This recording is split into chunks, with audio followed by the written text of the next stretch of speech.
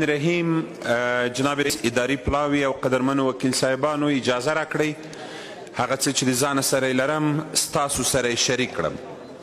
ډیره خطرناکه ده چې په افغانستان کې د روژه ماتي په وخت کې په مسلمانانو باندې موټر بم او یا انتحاري کیږي. د لوګر د پیښې د غندلو ترڅنګ غواړم ووایم چې هیواد ساتنه باید د نظام په اډانه کې وشي.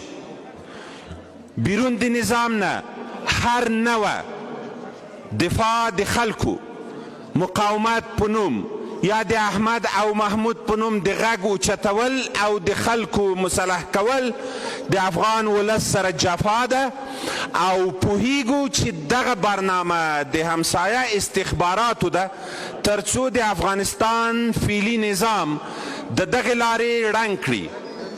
ښه به وي چې امنیتي ارګانونه تجهیز او قوي شي تر څو د افغانستان د خلکو څخه دفاع وکولی شي.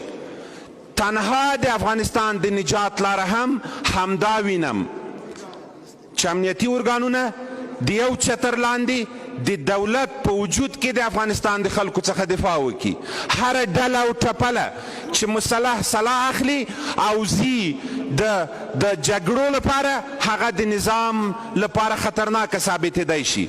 بین الافغاني اجماع یو د هغو د حل لارو څخه ده چې موږ کولی شو چې د فعلي جنګ ګټونکي شو. د افغانستان په سیاسیونو غږ کوم چې د ټولو شخصي تمایلاتو خودغرضیو تیر شئ، د سولې په اړه باندې او د نظام د ساتلو په اړه باندې اجماع وکوئ. په یو غږ باندې د افغانستان د سولې په طرف باندې حرکت وکړئ. مننه.